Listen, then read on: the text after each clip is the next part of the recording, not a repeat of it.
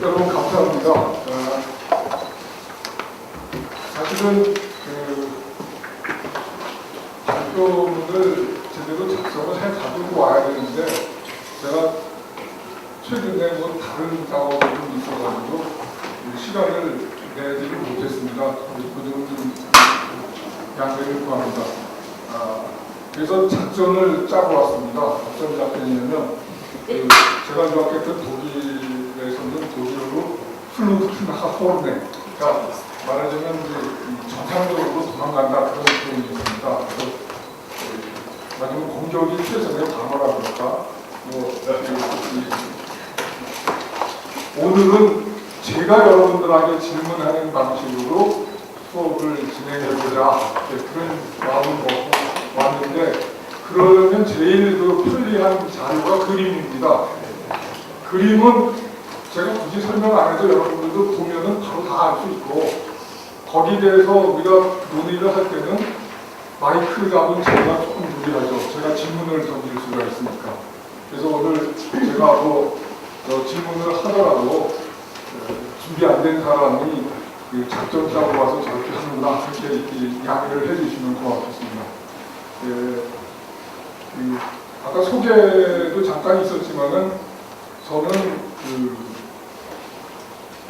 학부에 들어올 때만 해도, 고등학교 다닐 때만 해도 법이라는 게 뭔지에 대한 건 정말 아무것도 몰랐습니다. 우리 보통 고등학교 때 뭐 법이 뭔지 아는 사람이 있나요? 특히나 우리나라 같은 풍토에서는 뭐 사회생활을 오래 한 사람도 법이 뭔지 별로 생각해볼 기회도 없는데 고등학교 때 뭘 알겠습니까? 근데 그때는 개인적으로 굉장히 관심이 갔던 게 수학이었습니다. 수학. 그래서 이제 당시 대학생들이 보는 교재를 이제 이렇게 샀습니다. 무슨 뭐 해석학, 무슨 뭐 위상기하학, 무슨 뭐 이런 미적분학 이런 책을 사가지고 이제 개인적으로 열심히 봤어요. 그래서 점점 수학에 빠져들고, 특히 뭐가 재밌었냐면은 학교에서 이제 가르쳐주는 문제를 선생님이 푸는 방식하고 제가 이제 따로 공부하는 방식으로 풀어보면 답이 맞아요, 두 개가. 그래서 이게 가는 길은 다른데 답은 똑같은 게 나온다. 굉장히 신기하게 생각이 됐고, 그 수 자체가 가는, 수의식이 가는 그 구조라고 할까? 아주 흥미가 가서 정말로 이제 졸업할 때가 가까울수록 굉장히 많은 고민을 했습니다. 이게 수학을 내가 해야 되나 말아야 되나 가야 되나. 근데 이제 우선 두 가지 문제가 있었는데, 하나는 뭐냐면 그때 제가 동아전과를 이제 수학 참고서를 썼는데, 그 동아전과 참고서가 있는지 모르겠습니다만 그때만 해도 이렇게 펼치면 바로 책의 껍질 안쪽에는 이 서양 역사에서 유명했던 수학자들에 대한 사진하고 뭐 그림인지 사진인지 있고, 거기 생물 연도 이런 것들이 있고, 간단한 설명 같은 게 있었던 것 같은데, 그걸 잘 보니까 어떤 특징이 발견됐을 것 같습니까? 이제 첫 번째 질문입니다. 자, 어떤 특징이 발견됐을 것 같아요? 일찍 죽었. 네, 요즘입니다. 요즘. 물론 가우스같이 제가 유학하는 교팅에서 유명한 수학자가 가우스인데, 가우스는 오래 살았습니다. 지금도 가면 거기 가우스 이름이 있는 레스토랑도 있고, 뭐 음식은 그렇게 맛있는지 모르겠지만 내가 길거리 이름도 가우스 집도 있고, 예외적인 사람 거의 없고 전부 요절했더라고요. 그래서 요절하기 싫다, 수학하고 요절하기 싫다, 이제 그런 생각이 있었고, 또 하나가 이제 제가 원래 문과 쪽으로 돼 있었습니다. 왜냐면 이제 정록 색약에다가 약시부 이러다 보니까 이과 쪽으로 가기가 좀 문제가 있다고 신체적으로, 그래서 문과에 이제 배속해서 공부하다 보니까 개인적으로 이과 쪽으로는 다른 건 다 해도 특히 수학하고 관련되는 걸 많이 해서 시험 보는 대학 입시에 별로 그렇게 끌린다고 생각은 안 했는데, 그럼에도 불구하고 역시 이제 한계가 있죠. 이과 쪽 대학 입시를 내가 개인적으로 보기에는. 그래서 이제 막판에 고민하다가 수학을 접었습니다. 덮고서 막판에는 어떡할 것인가. 그때서 보니까 주변에 친구들이 덮대 상대를 가더라고요. 그래서 그냥 나도 덮대로 왔죠. 네, 와가지고 그때 아무것도 모르고 들어왔는데, 물론 이제 들어와서 잘 놀았죠.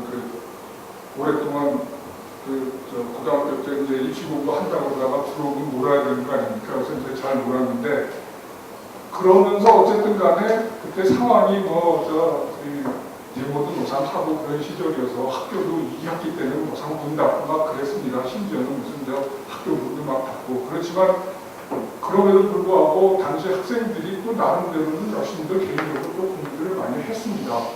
그래가지고 차츰차츰 그 법이라고 하는 것이 처음 대하는 거여서 굉장히 생소하게 느껴졌지만, 그럼에도 불구하고 이거는 굉장히 또 의미 있는 어떤 공부이구나 하는 게 이제 차츰차츰 느껴졌는데, 당시에 특히 무엇이 저한테 상당히 인상적이었냐면, 그때만 해도 우리 교과서, 특히 이제 민법 교과서 같은 데 보면, 당시에 이제 박윤직 선생님 교과서가 대표적입니다만, 거기 보면은 맨 앞에 예를 들어서 무슨 매매계약이다 그러면 매매계약을 설명하는 것의 맨 앞부분에 옛날에 로마에서는 이랬다라는 게 한 마디 정도씩 들어갔었습니다. 그래서 평소에 로마를 우리가 생각을 합니까? 생각 전혀 안 하죠. 지금까지도 대한민국에서 로마 얘기는 언제 나오죠? 특히 로마 법 얘기는 언제 나오죠? 두 번째 질문입니다.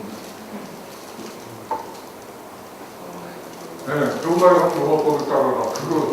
그거만 놀아다니는 로마법 그러면 그거만 놀아다닙니다. 근데 저는 그거의 원어에는 법이라고 하는 것보다는 훨씬 더 넓은 의미의 용어가 쓰이고 있죠. 모레스라고. 근데 어쨌든 그래도 로마법이 죽지 않고 살아서 돌아다닙니다. 대한민국에.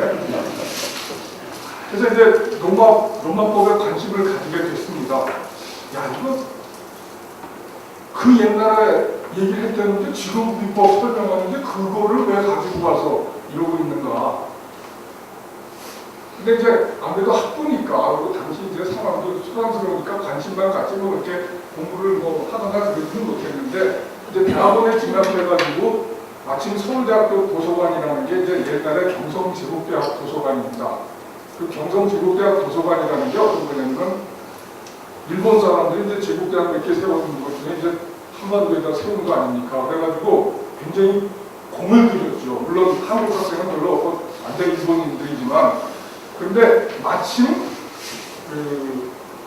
대학 도서관에 관장을 하신 분이 수나다 교지라고 하는 일본에서 굴지의 로마법 학자였습니다. 법학자인데. 근데 그 양반이 도서관장을 하면서, 당시 일본이 이제 1차 대전에서 승전국이잖아요. 그래갖고 독일 이런 데서부터 많은 배상을 받는데 최고로 많이 가져왔습니다. 최고로. 근데 이제 19세기, 18세기, 19세기는 독일이 판데켄 법학이라고 해서 로마법 연구가 세계적인 수준에 올랐던 때입니다. 그래서 그때 나온 책들이 전 세계 사람들이 전부 보고 배우던 시절입니다. 오늘날 미국 사람들이 마치 미국법은 영국에서는 조금 영향받았지만 대륙 쪽에 다른 나라하고는 로마법하고는 관계없는 것처럼 이러지만, 사실은 전혀 그거는 역사적으로 맞지가 않습니다. 미국 사람들도 적어도 50년대까지 굉장히 로마법 연구 많이 했고, 특히 영어로 번역들을 많이 했습니다. 그래서 대표적인 사람이 우리가 하버드 대학의 영어하는 학장이라고 하는 로스코 파운드 같은 사람. 그 양반의 두꺼운 주리스프루던스라고 하는 책이 있는데, 요즘 주리스프루던스 그러면 뭘 생각하죠? 법하는 사람들이나 이런 사람들이 무슨 법철학 같은 거 생각합니다. 펴보면 전부 로마법 얘기입니다. 처음부터 끝까지. 아무도 안 펴보죠. 근데 요새는 아무도 안 펴보죠.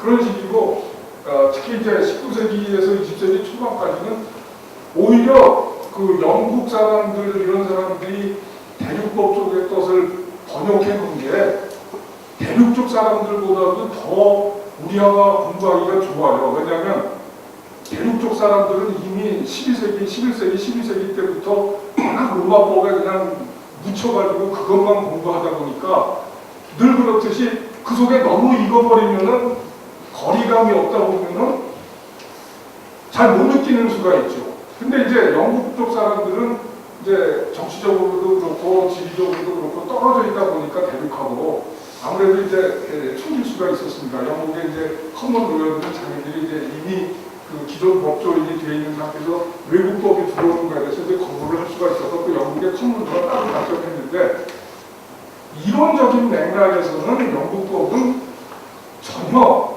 그 수준이 따라올 수가 없었습니다. 그래서 여러분들이 이런 얘기 잘 못 듣겠지만은 18세기까지도 영국에는 계약법 체계라고 하는 게 없어요. 그 계약법에 관한 이론적인 시스템을 구축하는 것은 대륙 쪽의 법이론을 보고서 로마법의 영향 하에서 비로소 만들어지는 것입니다. 그런 정도로 속을 들여다보면 그 로마법이 서양 법의 역사에 미친 영향은 엄청난데 어쨌든 간에 제가 이제 도서관에 가서 보니까 그 후나자 김지라고 하는 양반이 로마법 관련된 책을 워낙 많이 가져다 놔가지고 평소에 그냥 이름만 듣던 유명한 책들이 다 있습니다. 그 원래의 그 로마법 대전과 같은 원서 그 원 사료는 물론이고 그냥 그것도 한 권 있는 게 아니라 막 국보 중요한 거는 여러 권씩 막 있어요.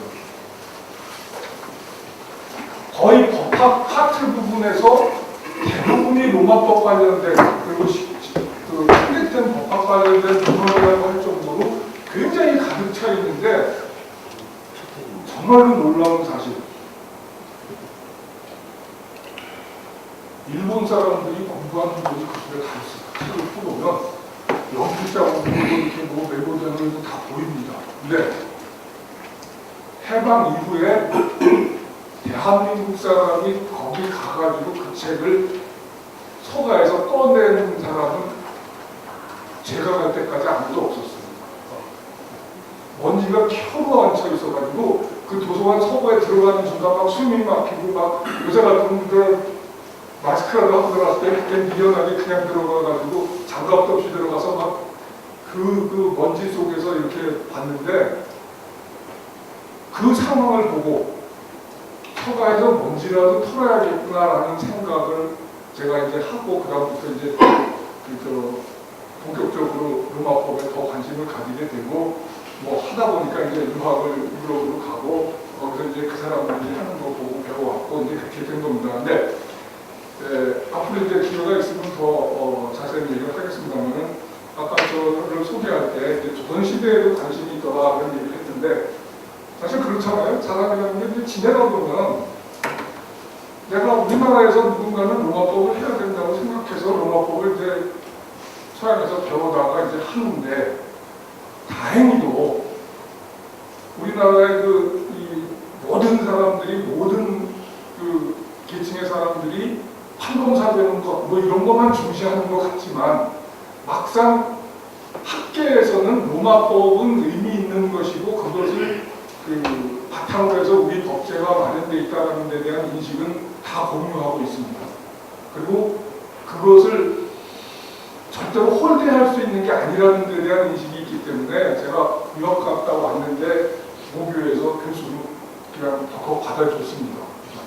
이제 지금까지 운 좋게 연구한다고 보고 있지만 사실 말이 그렇지 뭐랄까요 그냥 수박 겉핥기 하기도 힘든 그런 상황인데 어쨌든 그 로마법을 하다 보니까 도대체 나는 뭔데 왜 내가 서양의 그 옛날 법만 가지고 이렇게 계속 실험을 해야 되는가? 그걸 가지고 내가 지금 우리나라의 현상에 대해서 뭔가를 설명을 할 수는 없는 것인가? 그런 이제 의문이 생기는 거죠, 당연히. 그래서 이제 도대체 오늘날 우리나라의 이 현실이 법과 관련해서 이런 식으로 되는 것은 도대체 뭔가? 우리가 분명히 서양식의 법을 받아들였고 그것을 서양식으로 해석하고 그것을 서양식으로 뭐 절차를 통해서 운용하고 뭐 집행도 하고 하는 걸 다 하는데도 불구하고 뭔가 이거는 아닌 것 같다는 현상이 굉장히 많지 않습니까? 현실에서. 이거 법이 추구하는 원래의 모습하고 뭔가 다른 것 같다. 그런 점이 이제 자꾸 느껴지면서 이거는 역사와 문화라고 하는 좀 더 큰 틀에서 봐야 되는 거 아닌가 그런 생각을 하게 됐습니다. 그래서 제가 이제 최근에 좋아하게 된 표현이 무슨 법조문이라든가 무슨 법제도라든가 뭐 법규제야 이런 것보다는 법문화라고 하는 좀 더 포괄적인 형태의 법에 대한 접근이라고 할까? 그러니까 사람들이 살아가고 있는 현상 속에 녹아져 있는 어떤 법적인 현상. 그리고 이제 법문화라고 이렇게 이런 걸 규정해라, 뭐 개념 규정해라고 굉장히 어렵겠지만 좀 더 막연하게 이제 그렇게 생각을 하고 이제 동서의 법문화를 이제 비교한다라는 뭐 그런 관점을 가지고 조금씩 이제 조선시대를 보다 보니까 뭐 알게 모르게 이제 동서 비교로 이게 됐는데 근데 이제 조선시대를 비교하게 될 때도 제가 깜짝 놀라운 게 있습니다, 처음에. 뭘까요? 세 번째 질문. 뭘까요? 한국 법제사 하시는 분들이 계십니다. 한국의 그 법제사, 특히 이제 조선시대의 사료가 제일 많이 남아있기 때문에 조선시대 법제사를 하시는 분들이 계신데, 그 주변에 독립교수들도 있죠. 근데 이제 평소에 이렇게 얘기하다 보면 늘 하는 말이 그거예요. 우리는 사료가 많이 남아있지 않아서 뭐 할래도 할 게 없다. 막 이러는 거예요. 할 수가 없다. 그럼 뭐 전혀 모르는 상태에서는 전공자들이 그러니까 그런가 보다. 그렇게 생각을 했죠. 사실 로마 쪽은 사료가 굉장히 많아요. 너무 많아. 그러니까 1200년대부터 쳐도 지금까지 치면은 거의 뭐 이제 900년, 800년이 돼가는 800년 넘고 900년이 돼가는 편인데 지금도 전 세계에 그 전공하는 사람들이 연구를 하는 게 계속 연구할 게 나옵니다. 계속 연구할 게 나옵니다. 그 정도로 방대한 분량입니다.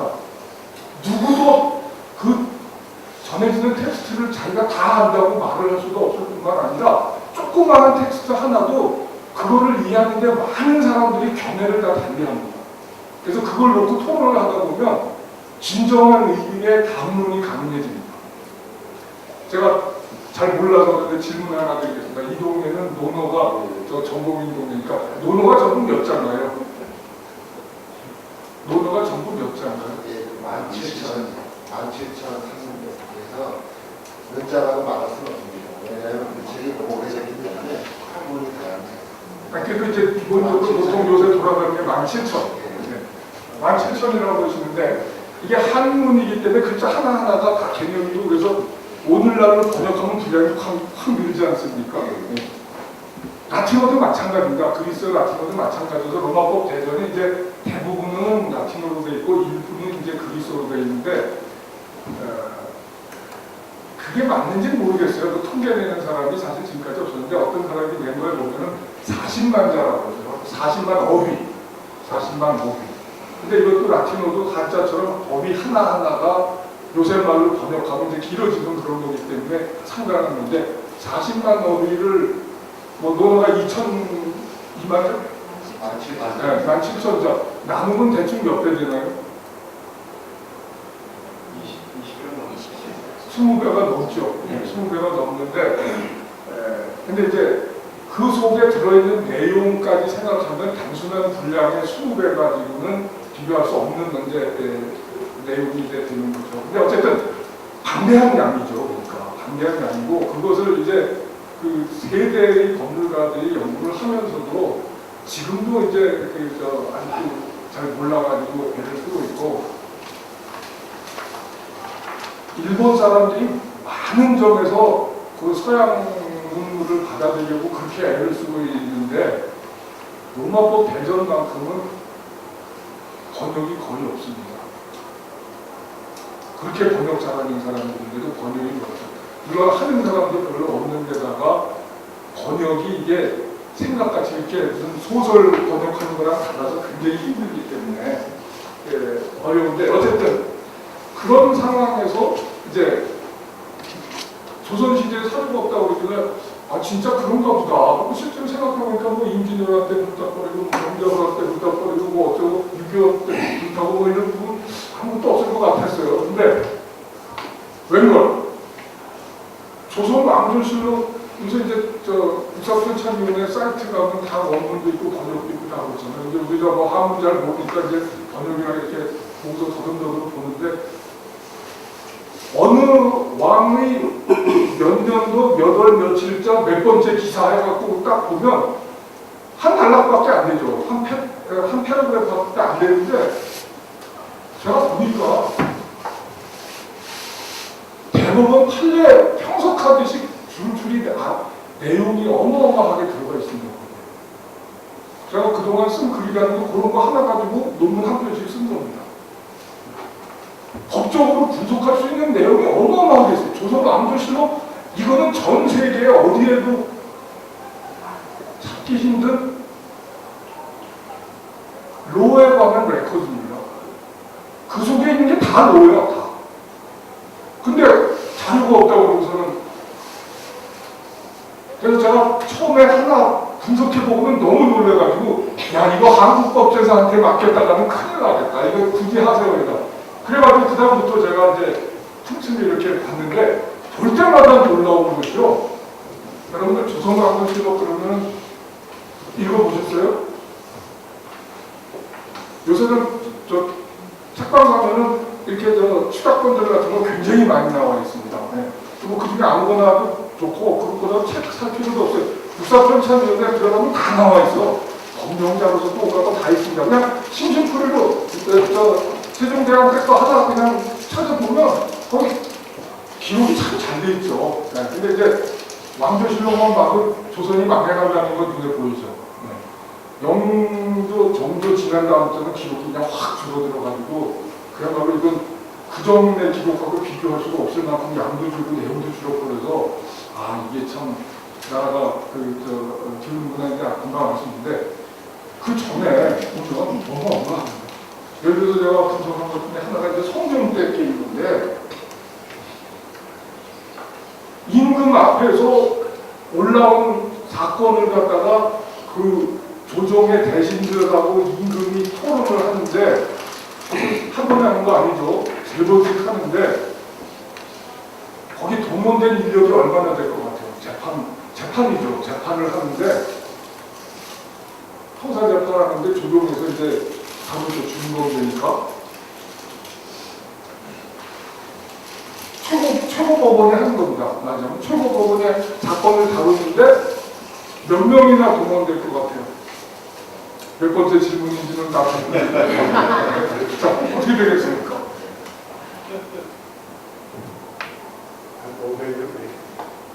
그렇게까지 조심이 많지 않죠. 그렇게까지 많지 않죠. 네 것들이 다 참여하나요? 그러니까 숫자가 어느 정도 될 것 같은지 한번 다음을 해보세요. 50명. 근데 거기에는 문신은 물론이고 무신도 끼고 전일품모, 중일품모 이런 높은 사람 말고도 그 아래쪽 당 하관에 속하는 사람들이 막 끼고 그래가지고 모든 사람들이 다 한마디씩 합니다. 또 그 사건 관련해서 그런 재판 기록이라는 건 다른 나라에 없어요. 없다고. 그럼 그거를 제대로 분석해서 제대로 살려줘야 조선시대 법이 뭐고 문화가 어떻고 뭐 통치하는 사람들이 무슨 생각을 갖고 이런 걸 드러내야 될 거 아닙니까? 역사라는 게 그런 건데. 눈에 빤히 보이는데 자료 없다고 그러더라고. 자료 없다고. 내가 그 사람들을 비난하고 싶어서 하는 게 아니라 정말 이제 엄청난 자료가 쌓여 있습니다. 지금 현존하는 것만으로도 엄청나요. 그래서 제가 하도 기가 막혀가고 중간에 그 규장각에서 한 거는 그 프로젝트 공모한다 그래가지고 거기다가 하도 기가 막혀가지고 응모를 해갖고 사실은 당선이 됐어요. 그래갖고는 연구비 받아서 책을 써야 됐는데 자료가 너무 많아가지고 중간에 하다가 포기하고서는 연구비 돌려줬습니다. 도저히 혼자서 감당을 할 수가 없어가지고 정도로 하려고 마음먹으면 무지네요. 이제 어쨌든 그런 경험을 겪으면서 가면 갈수록 우리는 범문화라고 하는 아주 포괄적인 맥락에서 동서를 보고 그걸 통해서 우리의 그 범문화의 특성 같은 것을 우리가 잘 인식을 해야만 제대로 된 서양법을 받아들였던 걸 우리의 전통법을 우리가 새로 만드는 제대로 된 어떤 그 문화 풍토를 이루고 우리가 입에 달지만은 사실 그게 뭔지도 잘 별로 심각하게 생각하는 덕치라고 하는 것이 정착될 수 있는 것 아니냐. 그런 점에서 이제 제가 그 동서 쪽에 자꾸 관심을 가졌는데, 근데 이제 문화라고 하는 것에 관심을 갖고 보니까 기존에 법하는 사람들이 아까 대학교 학생들 말씀하셨지만은 흰바탕 종이에 까만 글씨 텍스트만 갖고 모든 걸 하는 걸로 아주 고정관념화되어 있습니다. 그래서 이런 거 그림 갖고는 이상한 사람인데 이렇게 됐거든요. 문화라는 것은 텍스트만 갖고 되는 건 아니에요. 텍스트는 어떻게 보면 또 붙여져야 돼요. 정말로 인간 현상 전체를 봐야만 되는 게 문화죠. 그래서 제가 요즘 이제 특히 이제 학교에 있다 보니까 이제 교육이 아무래도 제일 큰 관심이 갈 수밖에 없는데, 우리나라 교육의 가장 큰 문제가 뭐냐? 인간이 심신으로 이루어졌다는 걸 다 압니다. 그리고 그 심의 측면에서는 지정의로 또 이루어진 존재라는 걸 다 압니다. 그러다 보니까 교육에 있어서는 지덕체,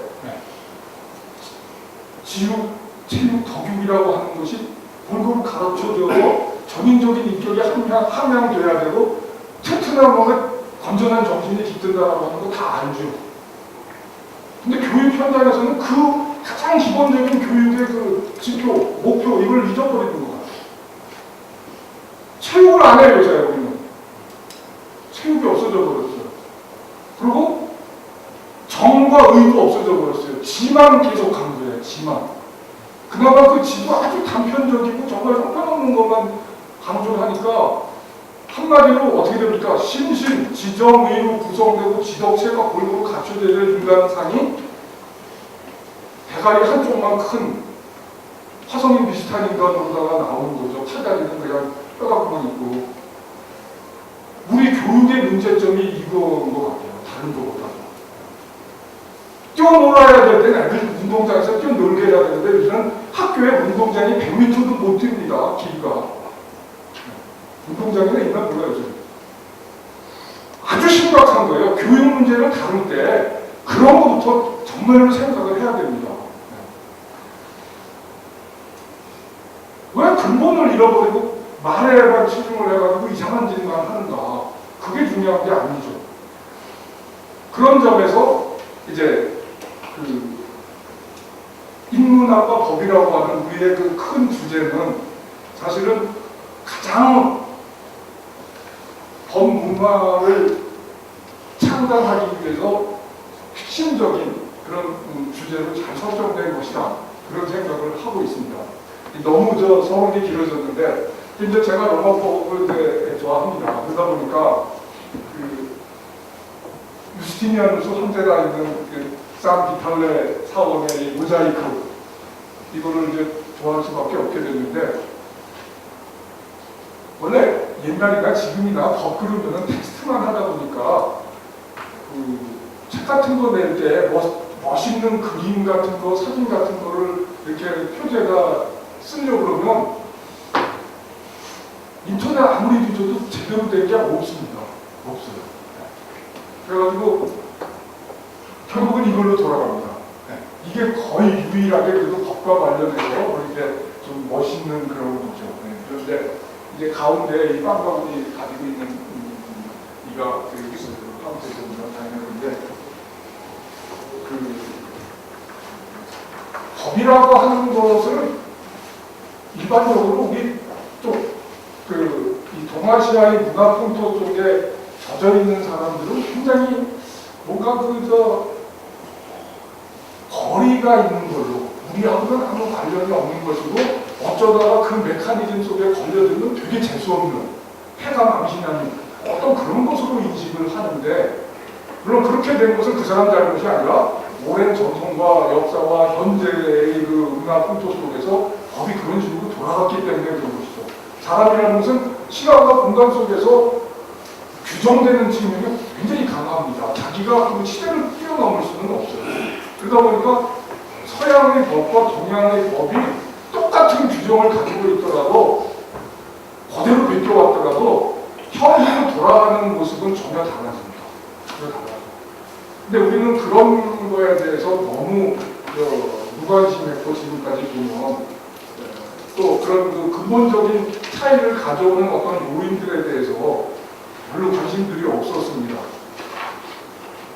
어떻게 보면 제가 이제 로마법을 보면서 터득한 것이 있다면, 법이라는 것은 그냥 무슨 입법자가 텍스트를 뭐 이렇게 하겠다라고 만들면 그게 법이다라고 하는 것이 절대로 아니고, 아니면 삶의 그 현실 속에서 다양한 요인에 의해 가지고 필요해서 그런 규정이 나왔고, 그 규정을 그 속에서 사는 모든 그 사람들이 또 나름대로 자기 것으로 만들어서 그에 따라서 살아가는 어떤 그런 이 규범이라는 것이고요.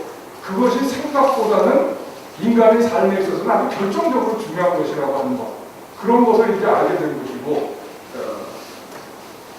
동아시아 쪽의 법문하고 이렇게 비교하면서 그런 것들이 이런 세부적인 하나하나의 면에서 굉장히 다르게 나타나고 있고, 그 다르게 나타나는 것들이 총체적으로 되게 되면 또 아주 큰 그 다른 모습을 보인다. 이제 그런 것입니다.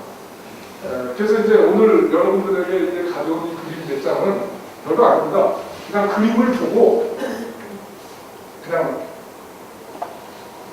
각자가 느끼고 생각하는 것들을 일단은 마음에 담아뒀다가 두고두고 우리가 이제 논의를 해보자. 뭐 그런 취지입니다. 자, 이런 그림을 보고 있으면 이게 뭘 것 같습니까?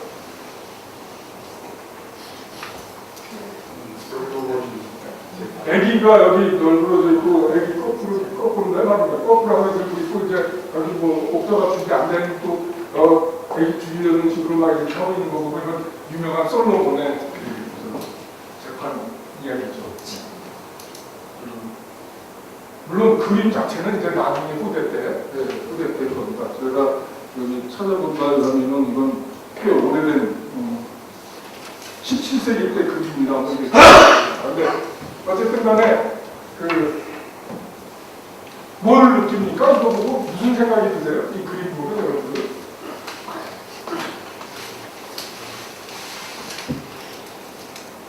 솔로몬이 현명했구나 이런 생각이 듭니까? 아니면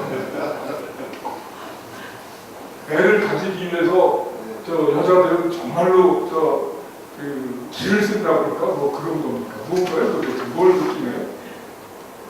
아니면은 야, 요새 같으면은 DNA 검사에서 그냥 끝날 거를 저도 하고 있나 이런 생각이 드십니다. 이건 보기 나름입니다, 사실. 보기 나름이죠. 그리고 정말로 DNA 얘기했지만 엄청 고마운 거죠.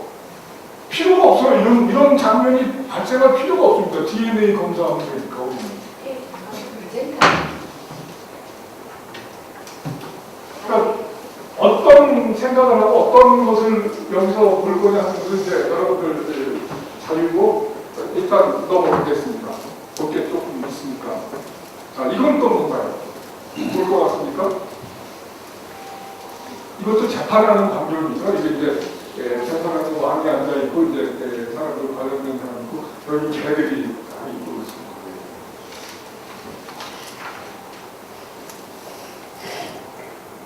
캄비세스라는 근동 쪽의 왕이죠. 오래된 왕이 부정한 재판관을 재판한 거고, 그 친구는 유죄 판결을 받아서 가죽이 벗겨져가지고 이제 그 경에 처해지는 그런 유명한 얘기입니다. 근데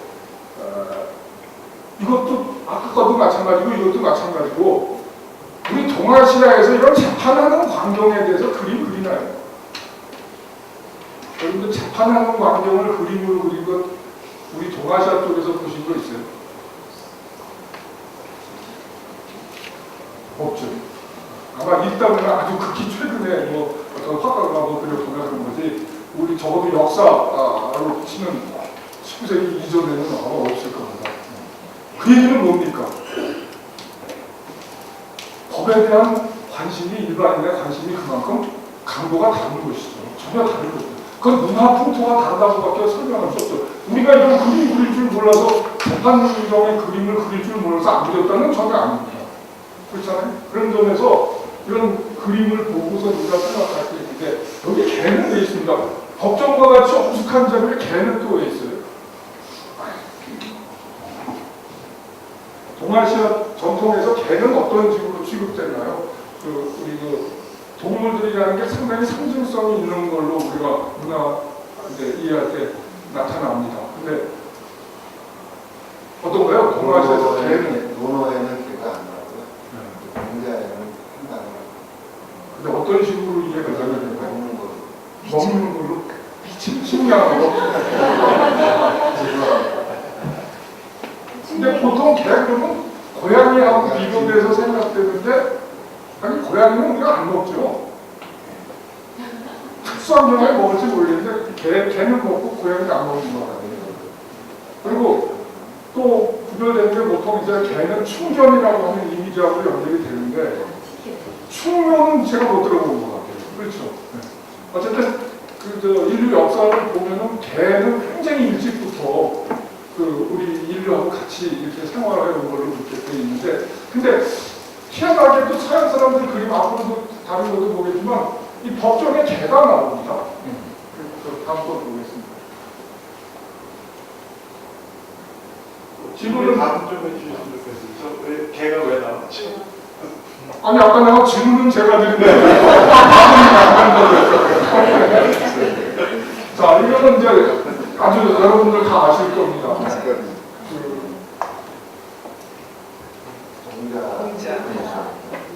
공자의 뒷모습이 어디서 이것도 아마 지금 볼까요? 1770년경에 그려진 그림이라는데 어쨌든 유명하신 분이죠. 근데 이 공자님이 우리한테 굉장히 영향을 많이 주신 분이지 않습니까? 서양에서 아까 소개 말씀하실 때 이제 성경이 또 어느 분이 그러셨다가 많은 영향을 줬다 그러는데, 이런 성경이야 종교적인 텍스트니까 비교를 하는 것 자체가 사실 조금 어폐가 있습니다. 성경하고 논어 같은 걸 비교하는 건 좀 어폐가 있고요.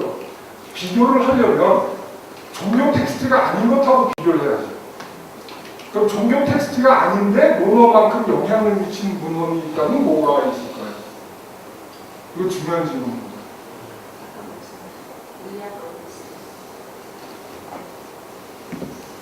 과연 그럴까요? 플라톤.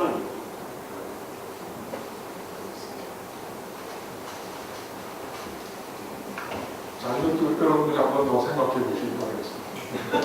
제가 공자를 여기다 보신 거는 사실은 오늘날 우리가 법을 이해하기 위해서는 공자님보다는 다른 분이 더 우리에게 도움이 많이 되지 않는가. 그래서 특히 한국에서 인문학 하시는 분들이 좀 더 관심을 기울여야 할 분은 이분이 아닌가라는 생각을 해서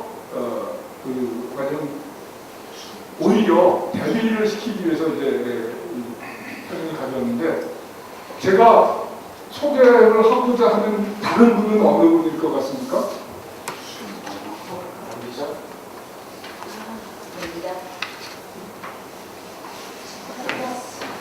벌써 지금 답 나오는 걸로 봐도 여러분들이 여전히 굉장히 좁은 폭 속에서 사고한다는 걸 알 수 있어요. 전통이 그렇게 우리한테 사고하는 걸 다 줄여놨거든요.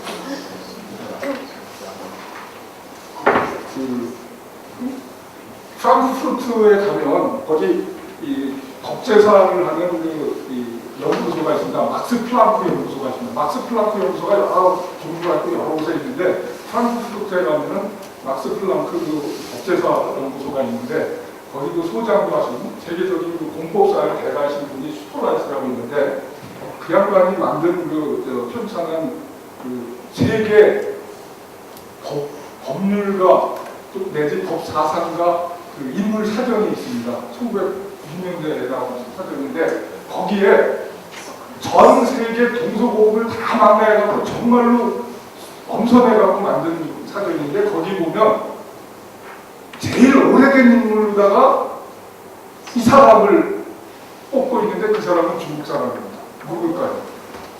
법률가로서 뽑은 사람. 세계에서 제일 오래된 옛날 사람인데 법률가라고 뽑았는데 중국 사람입니다. 맹자 공자님 아닙니다. 사마천이에요, 사마천. 저가 사장에 이건 제가 답을 해드리겠습니다. 관자입니다, 관자. 서양 사람들이 볼 때 그 사람들의 굉장히 법적인 문화의 풍토의 기준으로 볼 때도 전문 법률가라고 할 수 있는 사람, 그리고 실천가라고 할 수 있는, 법의 실천가라고 할 수 있는 사람은 관자죠. 그리고 실제로 제가 볼 때, 저는 뭐 잘 모르지만 그 이후에 많은 제자백가들 다 합쳐도 좀 과장해서 나누면 관자만 못합니다. 관자만 못합니다. 법가는 굉장히 무서운 사람들입니다. 법가는. 그래서 저는 우리 과정에서도 앞으로 관자에 좀 관심을 많이 가지고 공부를 좀 많이 했으면 하는 그런 생각이 있습니다. 근데 다행히도 얼마 전에 관자도 우리말로 완역이 된 게 나왔어요. 그래가지고 한문에 익숙하지 않은 사람들도 공부할 수 있는 그 풍토가 조성이 됐기 때문에 저도 오늘 여러분들 이제 돌아가시면 관자책 하나 사가지고 어쨌든 학교에서 배우든 집에서 하든 잠깐 옆에 놓고 한번 보십시오. 공자님하고도 대비되고 맹자님하고도 대비되고 한비자 사랑 다 대비되는 그런 여러 아주 흥미로운 이야기들을 볼 수가 있을 것입니다. 어쨌든 이제 관자를 꼭 공부했으면 좋겠다 하는 이제 희망사항을 말씀드린 것이고, 그럼 공자님과 관련해서 이제 여러분들이 공자님은 잘하니까 한마디 질문을 던지죠. 공자님의 논어 속에서 가장 뭐랄까요, 의미 있는 문구를 고른다면 뭘 고르시겠어요? 가장 의미 있고 가장 임팩트 있는 문구라고 할까? 이건 문구가 아니라 글자가 나잖아요.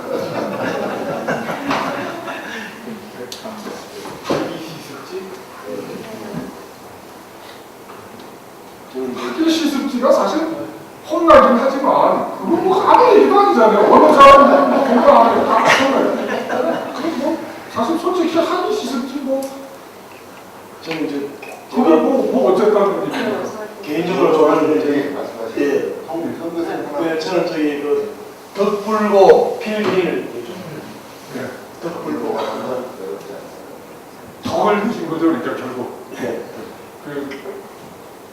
제가 논어는 잘 몰라서 여기 하나 적어왔는데 수리편이 이제 그 공자님의 개인적인 그 행장에 관한 거라고 이렇게 그러는데 맞는 거죠? 맞습니다. 네. 그러니까 결국 공자님 자신을 잘 알려면 이제 수리편을 열심히 봐야 되는데 수리편에 보면은 이런 말씀들이 있어요. 뭐냐? 지어도 거덕 의여인 유어 예. 그래서 도덕인 예. 그런 말씀도 하셨고 또 같은 수리편에 보면 자이사교 네 가지 방식으로 가르쳤는데 뭐냐면 문행 충신. 그걸 행할행 그다음에 충성하는 충자에다가 밑줄 신자예요. 도덕 인예인가요? 네, 인예 문행 충신. 어떤 말이잖아요. 네, 다 있습니다. 이런 것들이 여러분들한테 가장 의미 있는 말로 와닿나요? 그걸 덮을 수 있는 말이 인부락이면 부지도다. 네. 뭐 어차피 비슷한 말들이 다 여기저기 인으로 돌아가는 거고 뭐 그렇게 말씀을 하는 거죠. 네. 그러니까 어떻게 보면 한마디로다가 뭘 하나라고 마음에 드는 거 하나가 구절 고르라 그러면 이제 조금씩은 다른 구절이지만 어차피 똑같은 정신으로다가 통일되게 돼 있습니다. 그런데 지금 제가 말씀드리고 싶은 것은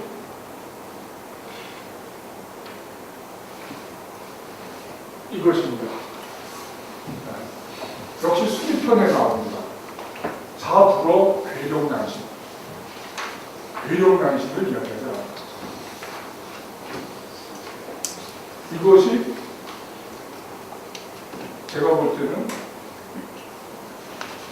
엄청나게 의미 있는 말입니다. 근데 대한민국에서 돌아다니는 또 서양 사람들도 마찬가지죠. 다른 나라 사람들이 그 뭐 주석을 붙였거나 뭐 설명해 놓은 데 보면 이 구절은 있는지 없는지 모릅니다. 그냥 모른다고요. 오늘 찾아보십시오. 가서 수리편의 이 부분에 대해서 한번 찾아보십시오. 논어 집주같이 가장 전형적으로 많이 쓰이고 있는 그런 그 책에도 보면 괴력난신에 대한 설명이 나오는데 그 설명도 제가 볼 때는 아까 처음에 그 논어에서 무슨 저 도덕 뭐 인해 뭐 하는 그런 차원의 그 틀 안에서 설명하고 있습니다. 제가 볼 때는 동아시아 쪽의 그 이 텍스트 해석의 전통이라고 하는 것이 너무나도 유교적, 더군다나 한국 같은 경우는 너무나도 성리학적으로다가 편향돼가지고 정말로 이것이 무엇을 의미하는지에 대해 가지고 파악이 잘 안 되는 거예요. 감히 이런 주장을 하는 것은 제가 질문하는 입장이기 때문에 그런 거죠. 제가 답을 하는 입장이 아니기 때문에. 어쨌든 이 구절을 한번 여러분들이 오늘을 계기로 한번 생각해 보시길 바라겠습니다. 자, 이거는 뭐죠? 그 유명한 것입니다.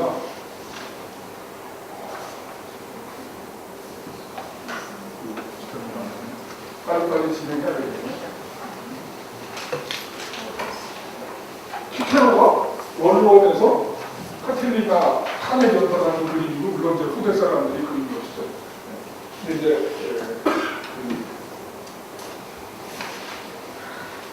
이어가려는 건 얘기를 해보죠. 자, 이거는 뭐죠? 이거 설명이 다 있네요. 로마의 아파트입니다. 로마의 아파트죠. 기원 전에 벌써 아파트가 있었죠. 고층 아파트가 있었습니다. 그리고 아우구스투스 같은 경우에 보면은 고층 아파트의 층고 높이를 제한하는 법률까지 만듭니다. 그래가지고 뭐 20m, 21m인가 뭐 높지 않게 만들어야 되고 뭐 그런 식으로 하니까, 근데 이제 그 높이로다가 해서 층을 따지면은 한 4층, 5층도 가능하죠. 그런 아파트가 쫙 있는 게 이제 되게 용한데, 왜 이걸 제가 갖고 왔을까요? 로마의 아파트는 지금 우리 아파트처럼 비싼 아파트는 없고 서민들이 임대로 살는 집이다. 뭐 이 얘기를 하려고 갖고 온 걸까요? 그렇게 하시면 우리 답변 못하겠어요.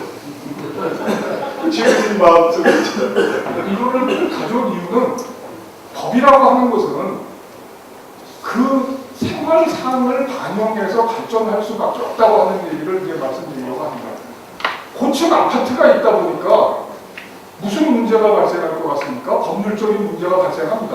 고층 아파트가 없는 사회하고 있는 사회는 다르겠죠. 어떤 문제가 발생하죠? 순간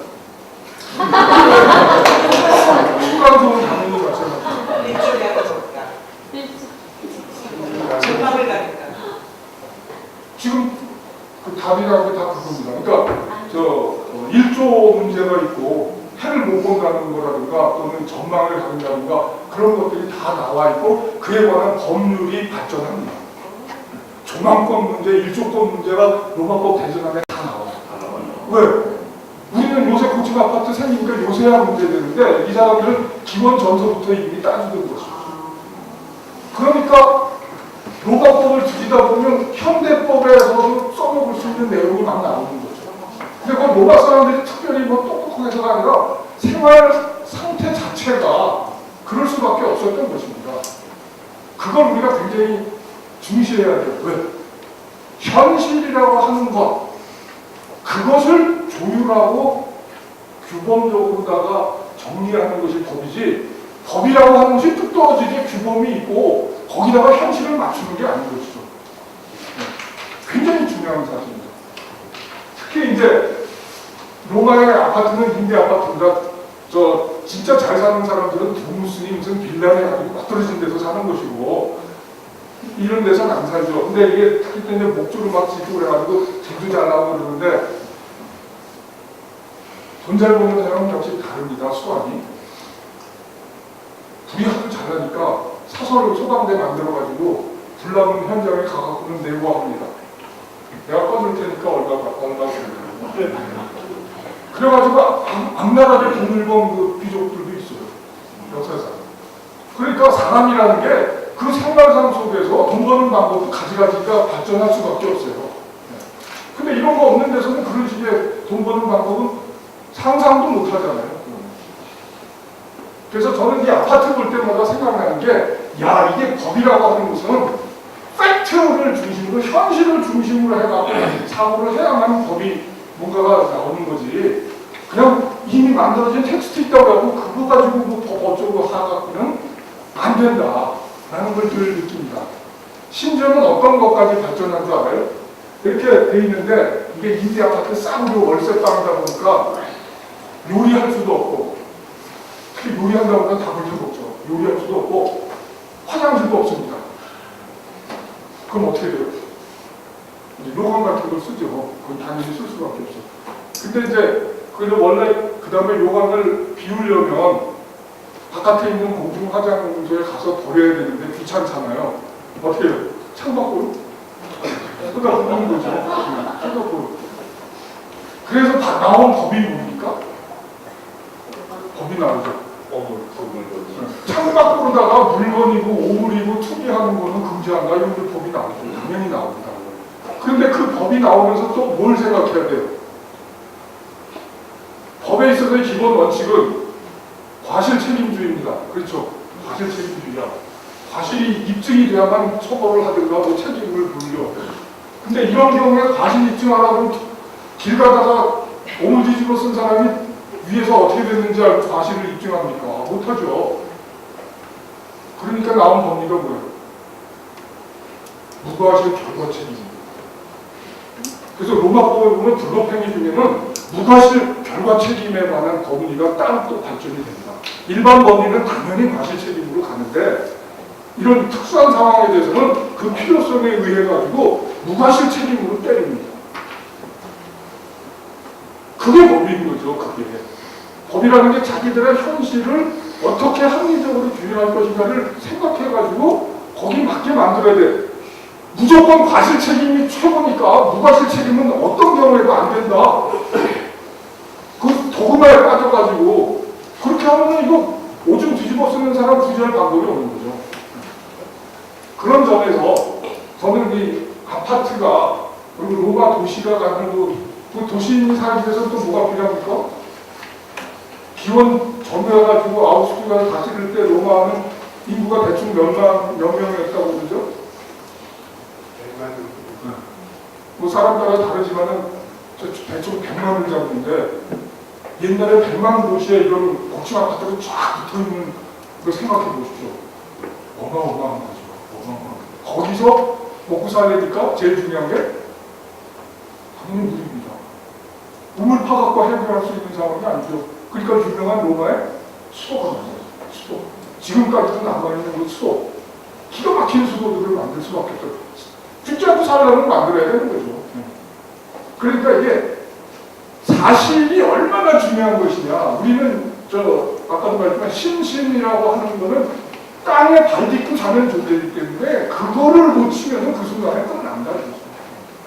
그게 이제 로마가 법을 발전시킬 수 있던 다양한 방법. 그래서 보면은 물 끌어오는 거 관련해서도 다양한 법리가 발전하는데, 예를 들어서 남의 세문에 가서 물을 길어오는 권리, 거기서부터 수도관을 통해 가지고 물을 끌어오는 권리, 뭐 별거 다 있어요. 그리고 공공 수도를 만들기 위해서 사유지를 지나가야 될 때는 그럼 어떻게 합니까?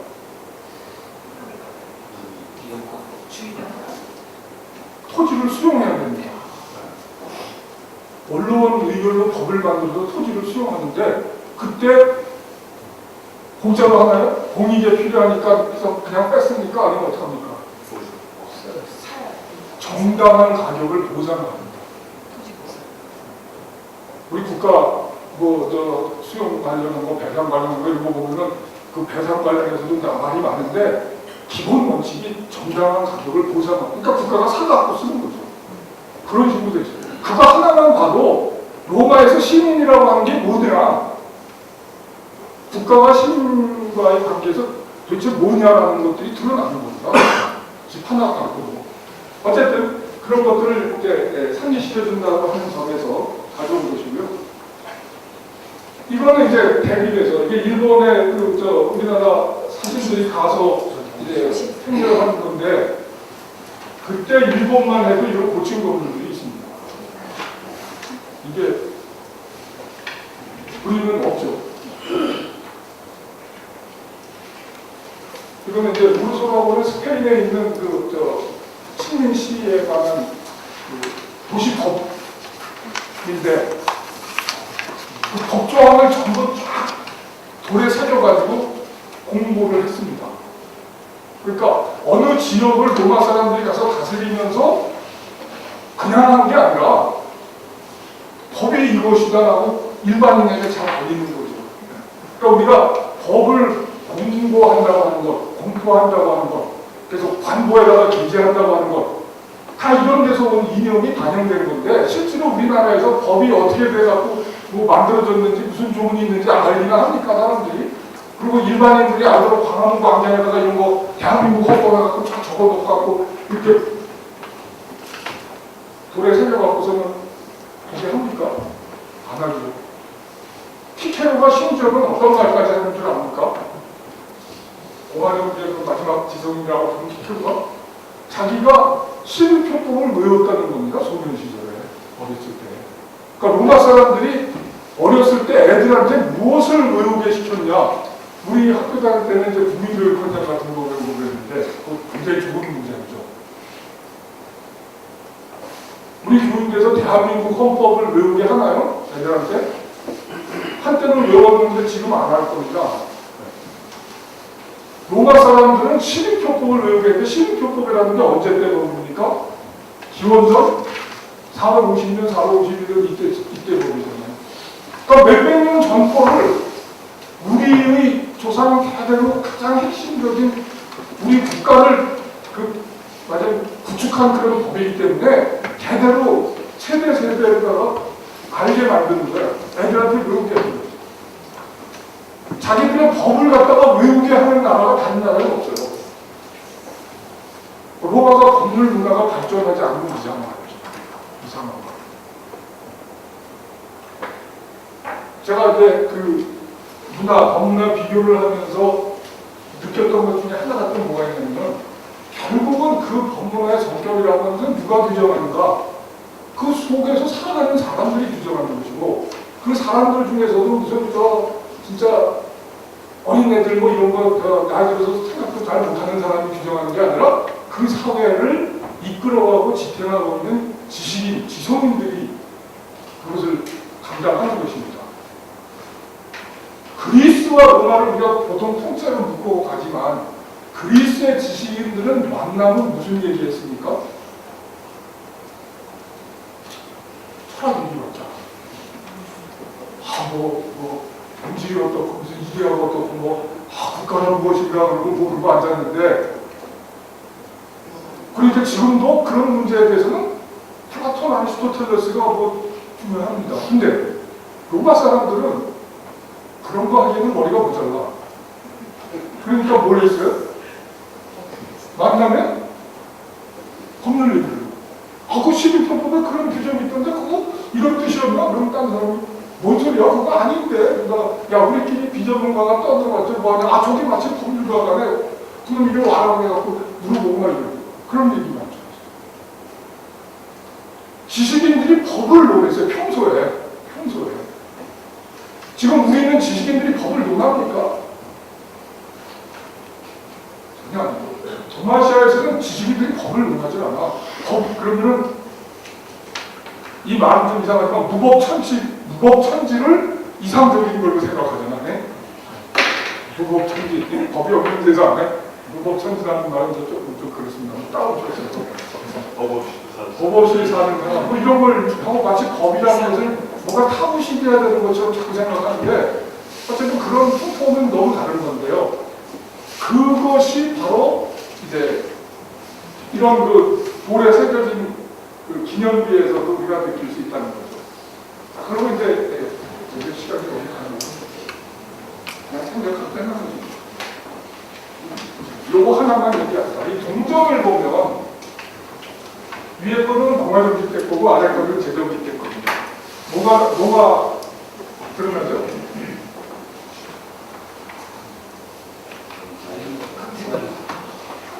제정이 되면 황제로 나옵니다. 제정이 주권자가 황제입니다. 공화정기는 시민이 주권자이기 때문에 시민들의 일상적인 삶이 좋아야 합니다. 이런 사례가 없어요. 지금 우리나라도 화폐 그 도안을 보면 정말 기가 막히죠. 조선시대 사람입니다. 그게 뭘 의미하느냐? 여러분들 심각하게 생각해봐야 됩니다. 왜 우리는 이런 식으로 일상의 삶을 갖다가 우리 화폐 속에 못 그려놓습니까? 머릿속에 그런 아이디어가 전혀 없는 거예요. 그림을 못 그려서가 아니라 사진을 못 찍어서가 아니라 머릿속에 이런 아이디어가 없는 겁니다. 그게 무서운 거예요. 문화, 모든 문화는 마찬가지인데 머릿속에 존재하는가 안 존재하는가가 진짜 중요한 겁니다. 머릿속에 없으면 행동으로 전혀 나아갈 수가 없어요. 전혀 나아갈 수가 없어요. 그런 점에서 이 동전을 보면 그런데 특히 이제 우리 쪽의 동전은 이겁니다. 유명한 산편동. 이거 보면 뭐 생각합니까?